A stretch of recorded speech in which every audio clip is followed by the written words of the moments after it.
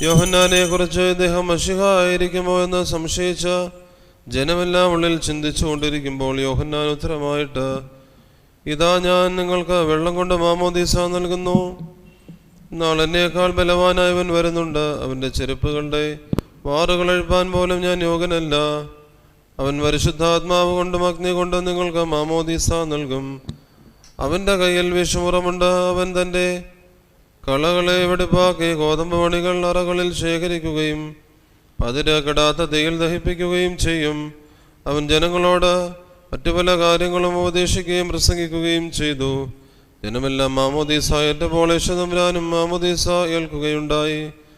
പ്രാർത്ഥിച്ചുകൊണ്ടിരിക്കെ സ്വർഗം തുറക്കപ്പെടുകയും പരിശുദ്ധാത്മാവ് പ്രാവിന്റെ രൂപത്തിൽ അവനിലേക്ക് ഇറങ്ങുകയും ചെയ്തു.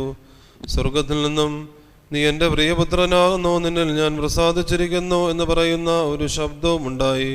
പാറക്കുമോർ, നിങ്ങൾക്കെല്ലാവർക്കും സംപ്രീതി ഉണ്ടായിരിക്കട്ടെ.